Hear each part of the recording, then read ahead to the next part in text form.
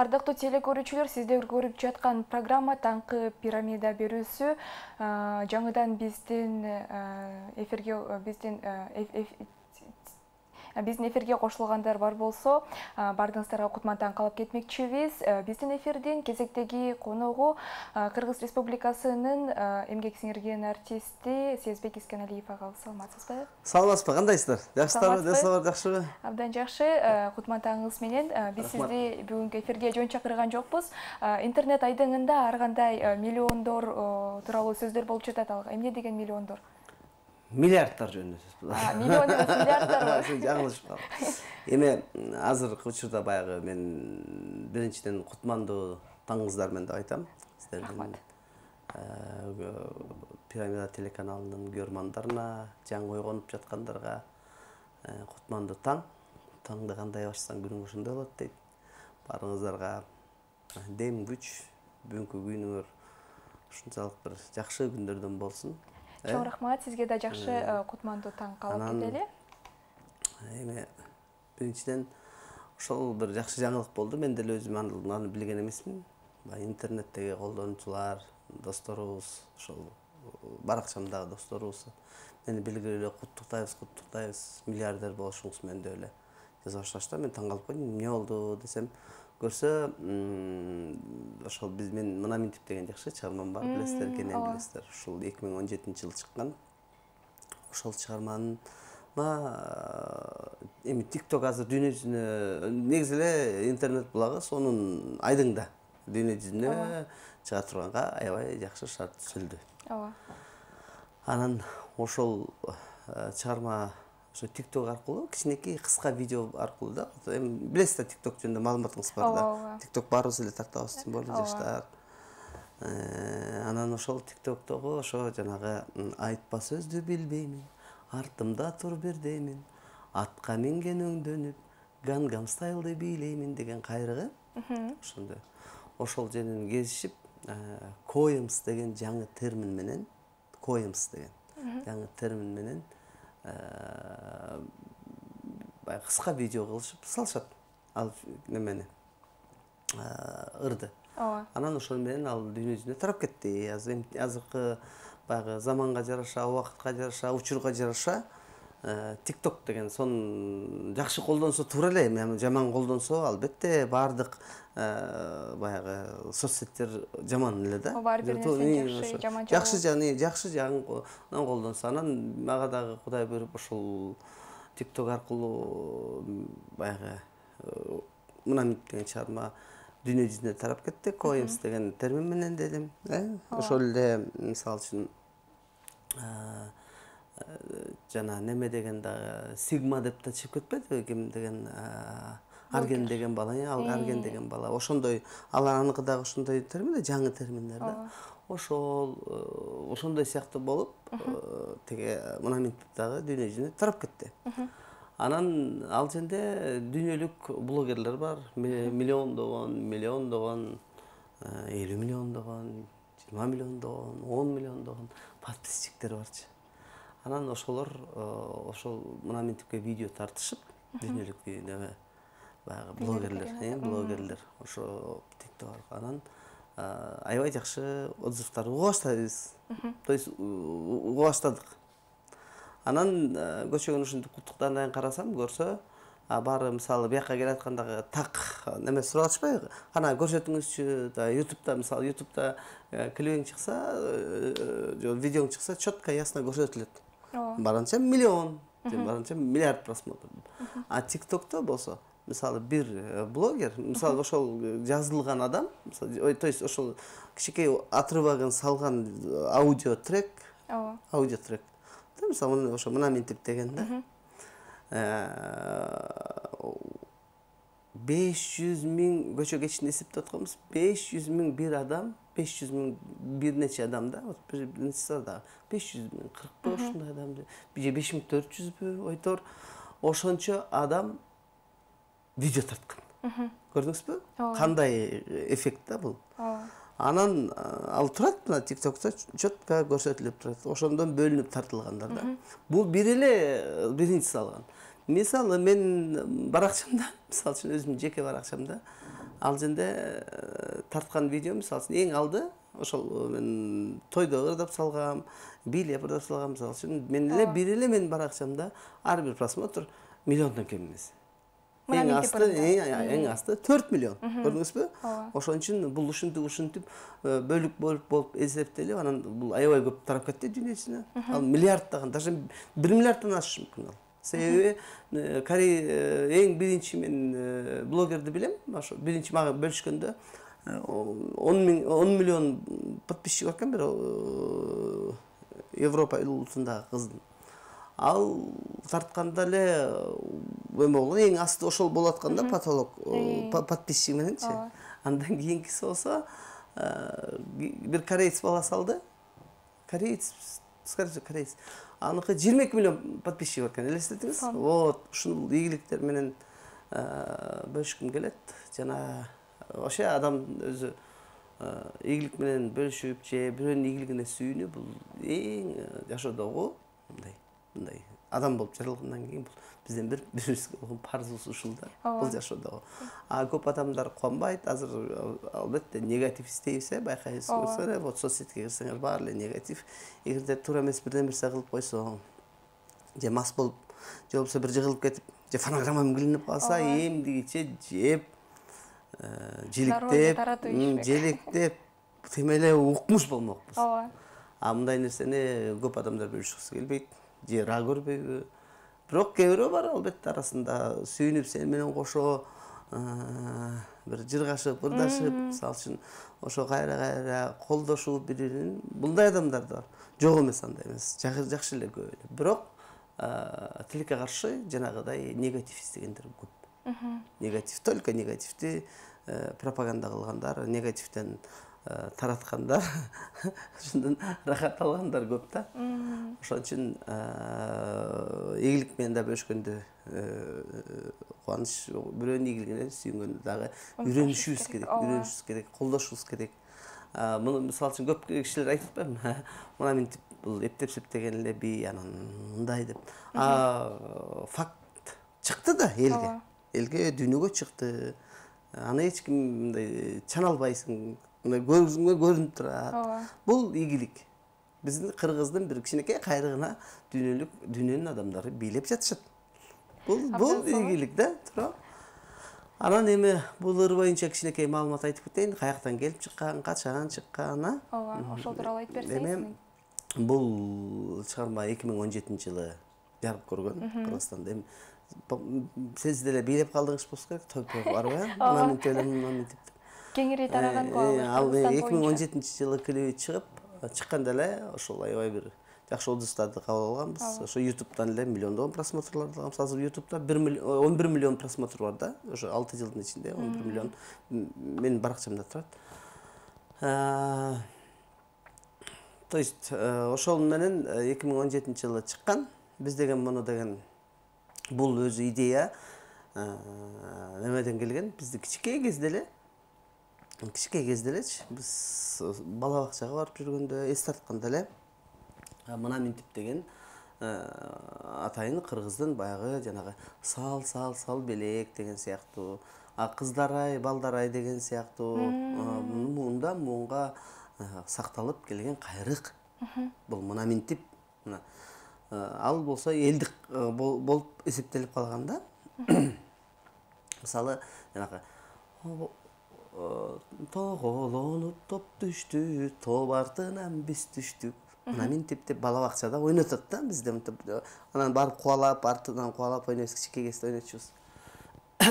Анан аны ошо 80-жылдары, кайсылар билем, бул детский хор болуп, Абдулас Малдыбаев атабыз композитор, мына кандай залкар композитор. Ошол атабыз обонго түшүргөн.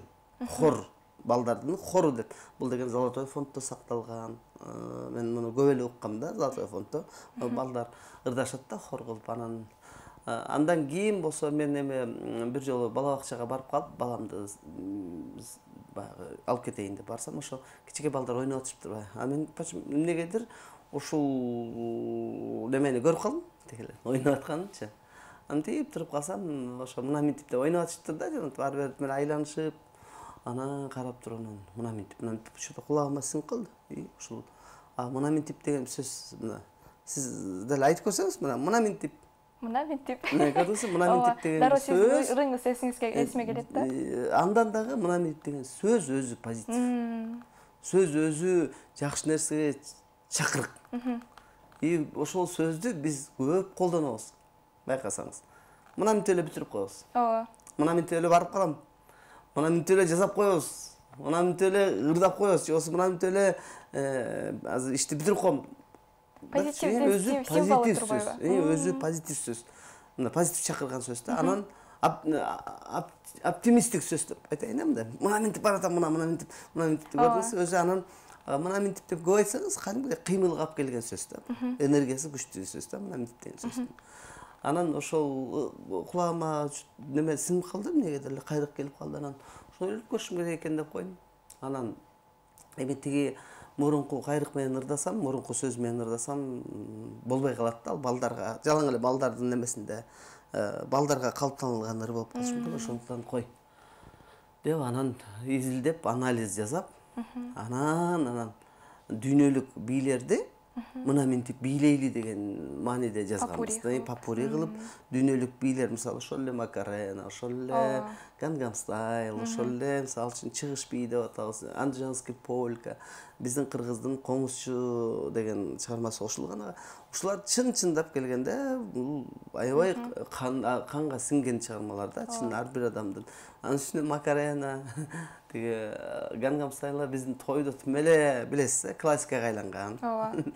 Вот ошолорду байланыштырайын деп, мына мынтип бийлейли деп, анан Акбар Кубанычбековго акынга барып кайрылганда ушул сөздөрдү жазып берген. Көрдүңүзбү?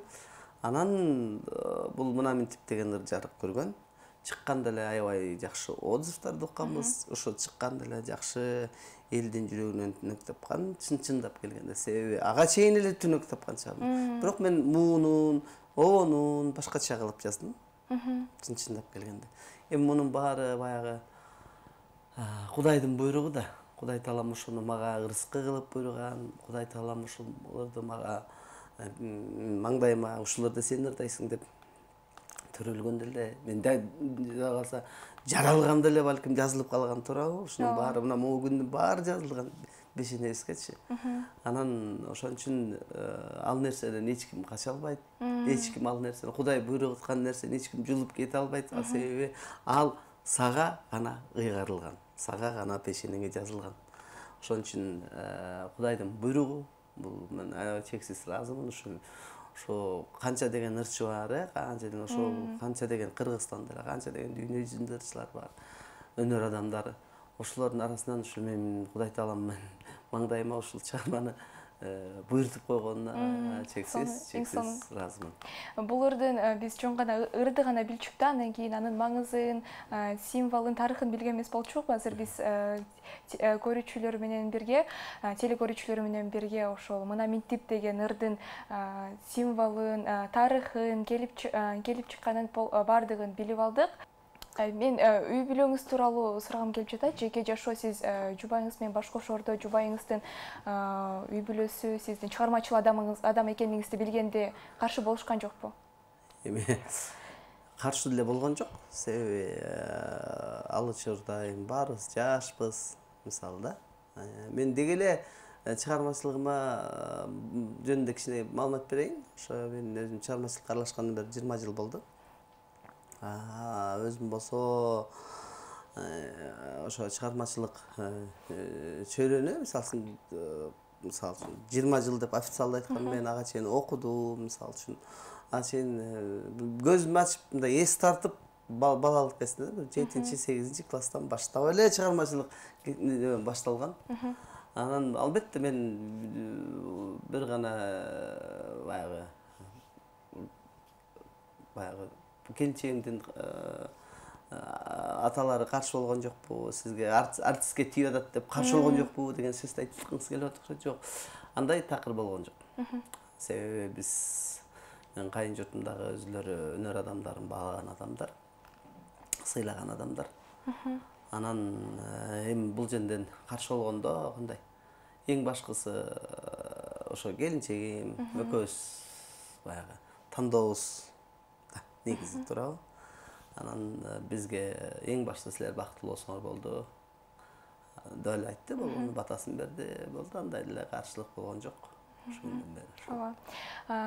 Сиз деген мындай чыгармачыл адамдар эргүү алып туруш керек деп айтат эмеспи? Мурунку маектериңизде, интервьюларыңызда көргөндө, сиз ошол чыгарма эргүүнү, шыктанууну жайлоодон алып келем, айылдан алып келем деп айткан болчуңуз да. Азыркы учурда кандай? Эми бардык эле чыгармалар, мисалы үчүн ар бир чыгармачыл инсан, мисалы үчүн ошол кээде эргүү деген мындай айтылат да, илхом деп коет да, илхом бул учуп жүрөт. Абада учуп жүрөт деген сөз бар да. Ошону кармап келип калат го, мисалы сиз деле бир программа ачам десеңиз, бир илхом келет. Ошол учурда ошол программаны ачып калбасаңыз, ошону кайра өркүндөтүп иштетип албасаңыз, ал идея кетип калат да, учуп кетет. Ошон үчүн бул чыгармачыл адамдар деле ошол оон кайрык келгенде илхом келет. Ошол учурда кармап калсаң, запись кылып жазып калсаң, жазып калдың, жазып калбасаң изденүү да. Эгерде кое бербесең, ал илхом башка учуп кетет. Ошондой эле кээ бир адамдар мисалы баягы кайгыга батканда чыгат жан дүйнөсү. Кээ бир адамдарга сүйүнгөндө чыгат. Бул ошол адамдын акыбалына жараша, ички акыбалына жараша да. Мисалы бул айтылат да, музыка бул жан дүйнө акыбалы деп айтылат. Ар бир адамдын. Мисалы жан дүйнөң бир жанчылып, кайгырып турса, кайгылуу музыка ошол сага аябай таасир этет.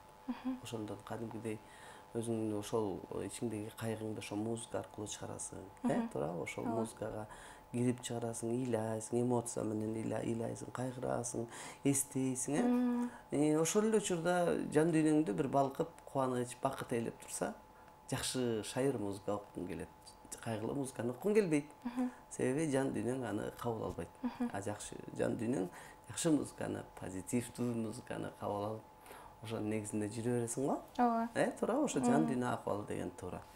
Анан ошого жараша, илхомдор да ошого жараша келет. Акындар жанагы бекер айтылган эмес да, акындар, деген өнөр адамы, акындар ар бир жаңылыкты, ар бир сөздү жүрөгү менен, жүрөгүндөгү тегирменден өткөрүп анан элге тартуулайт депчи. Бул туура, себеби антпесе адам ошол ырды түшүнбөсө, ошол ырдын маанисин, маңызын өзүнүн тегирменинен өткөрүп чыгарганда гана эл ошондой кабыл алат. Бирок мисалы бактылуу адам, жыргап, жадырап, жан дүйнөсү жайнап жүргөн адам, толуп турган, бакытка бөлөнүп турган адамдан кайгылуулар чыкпайт.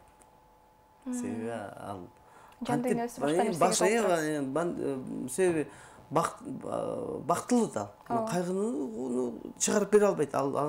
Аны бериш керек да. Аны ошол акыбал менен бериш керек. Ошол ырдын мазмунуна, сөзүнө, ар бир ошол менен обонуна, ошентип туруп анан чыгарып бериш керек. Кайгылуу музыканы кантип берет? Эгерде бактылуу адам дагы мен бактылуу деп келип ыр келсе, ошону укмуш кылып чыгарып бериши мүмкүн. Потому что анын ичинде ошо бакыттын бир жыргалы жатат. Ошол учурда бир кайгылуу адам мынтип сүйүүгө бир неме отурган адам, мисалы үчүн, мисалы бактылуу адам деп койсуз, бактылуу адам сүйүүгө толуп турган адам дейли, мисалы үчүн сүйүп калдым кантейин деп кантип ырдай албайт да. Себеби ага сүйүү жок.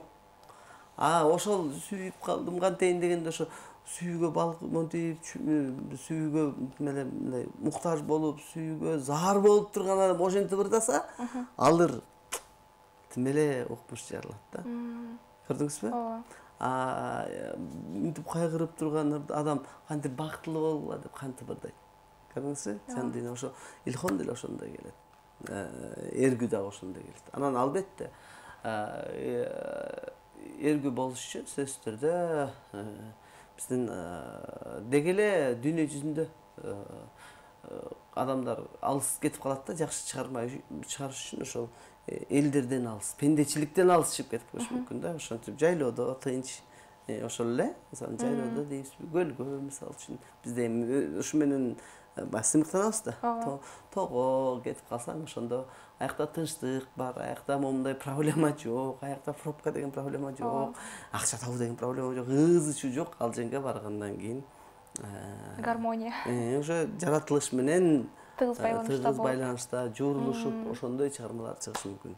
Ошентип чыгармачыл адамдар ошентип эргип алыш үчүн жаратылышка койнуна, жаратылыш койнуна эс алып кетип калышы мүмкүн. Эле көп эле адамдар, мисалы, мен Queen деген мировой ырчы бар го. Queen деген группа, то есть. Ошол группада эле мен киносунан көргөм да. Ошо киносунда атайын ошо шаардын ыз учусунан, шаардын суетасынан, ошол Европадагы ошону менен группа деген неме деп коет аларда, ранчо деп коюшат, жанагыдай такыр алыста.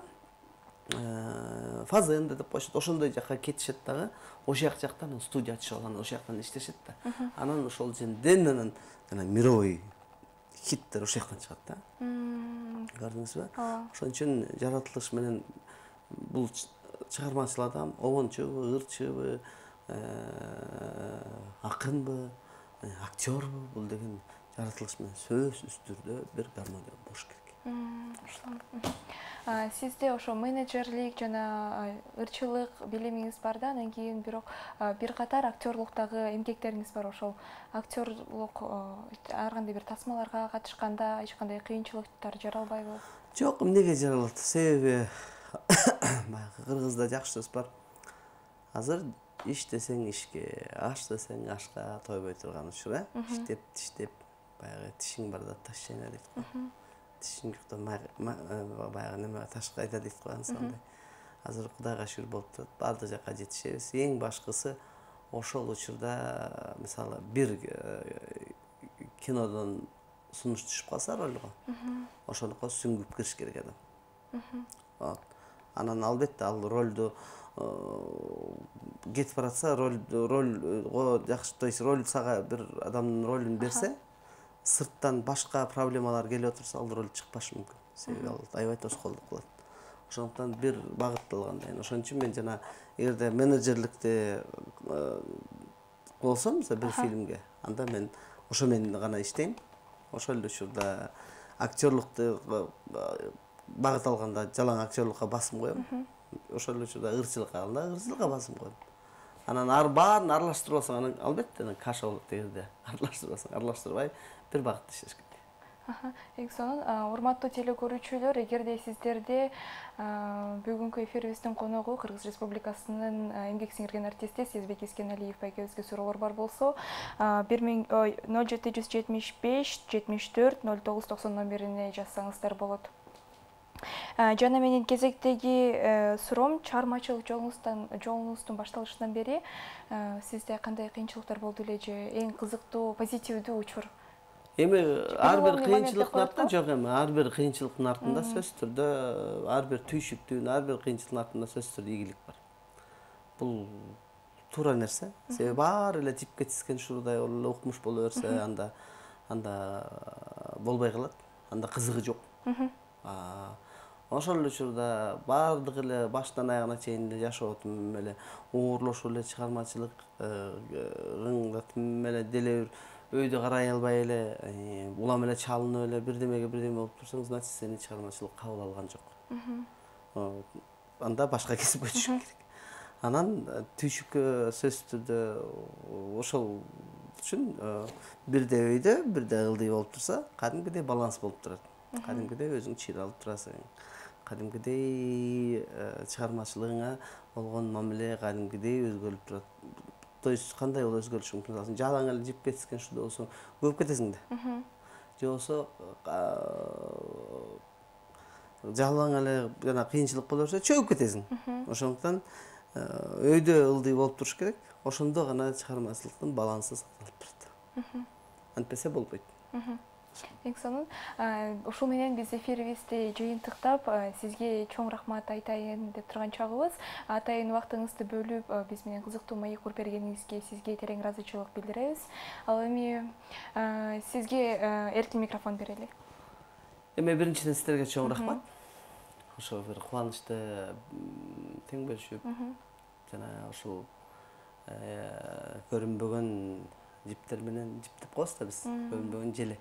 Ошол аркылуу биздин тунук эфир аркылуу сиздерибизге дагы бир жакшы мүмкүнчүлүк түшүп, элдерге биз кубанычыбызды бөлүшүп, баарлашууга шарт берген силерге тунук эфир. Ишиңерге ийгилик каалайм. Аман болгула, бар болгула. Ошол сага дагы жаңы башталып турсаң, сага дагы жакшы bir учур келгенде, бар келгенде, опытына бере кеткенде bir мыкты ал теле алып баруучулардан болушуңа тилектешмин. Эң башкысы дайым ийгиликтүү бол, дайым эркин бол. Чоң рахмат, сизге дагы чыгармачылык эркүү каалап кетмекчибиз.